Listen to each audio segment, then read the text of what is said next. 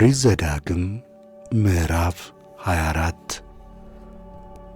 ስለ ጋብቻና ፍቺ የተሰጠ ሕግ። አንድ ሰው ሴትን ወስዶ ቢያገባ የእፍረት ነገር ስላገኘባት በእርሱ ዘንድ ሞገስ ባታገኝ የፍቿን ጽሕፈት ጽፎ በእጇ ይስጣት፣ ከቤቱም ይስደዳት። ከቤቱም ከወጣች በኋላ ሌላ ወንድ ብታገባ ሁለተኛውም ባሏ ቢጠላት የፍቿን ጽሕፈት ጽፎ በእጇ ቢሰጣት ከቤቱም ቢሰዳት ወይም ሚስት አድርጎ ያገባት ሁለተኛው ባሏ ቢሞት የሰደዳት የቀድሞ ባሏ ከረከሰች በኋላ ደግሞ ያገባት ዘንድ አይገባውም።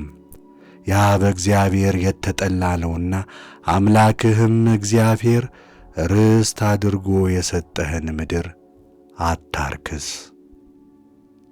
ልዩ ልዩ ሕግጋት። አዲስ ሚስትም ያገባ ሰው ወደ ጦርነት አይሂድ፣ ምንም ነገር አይጫኑበት። ነገር ግን 1 ዓመት በቤቱ በፈቃዱ ይቀመጥ፣ የወሰዳትንም ሚስቱን ደስ ያሰኛት። የሰውን ነፍስ እንደ መውሰድ ነውና ወፍጮ ወይም መጅ ስለ መያዣ ማንም ሰው አይውሰድ። ማንም ሰው ከእስራኤል ልጆች ከወንድሞቹ ሰውን አፍኖ ሲሰርቅና ሲሸጥ ቢገኝ ያ የሰረቀውን ሰው ይግደሉት፣ እንዲሁም ክፉን ነገር ከመካከላችሁ አርቁት።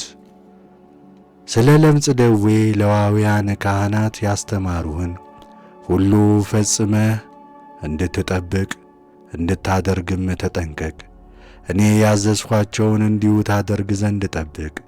አምላክህ እግዚአብሔር ከግብፅ ባወጣችሁ ጊዜ በመንገድ ሳላችሁ በማርያም ላይ ያደረገውን አስብ።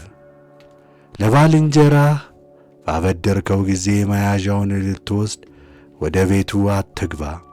አንተ ግን በውጭ ቁም። ያበደርከውም ሰው መያዣውን ወደ ውጭ ያውጣልህ። ያም ሰው ድሃ ቢሆን መያዣውን በአንተ ዘንድ አታሳድር። ለብሶት እንዲተኛ እንዲባርክህም ፀሐይ ሳይገባ መያዣውን ፈጽመህ መልስለት።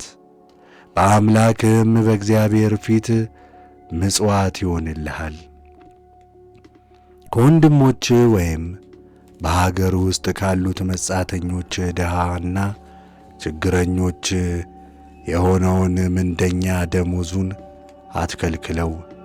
ድሃ ነውና ተስፋውም እርሱ ነውና ወደ እግዚአብሔር እንዳይጮህብህ ኀጢአትም እንዳይሆንብህ ደሞዙን ፀሐይ ሳይገባ በቀኑ ስጠው።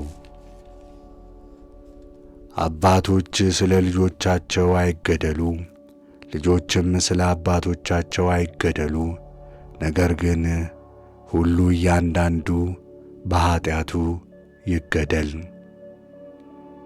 የመጻተኛውን የድሃ አደጉን የመበለቲቱንም ፍርድ አታጣምባቸው።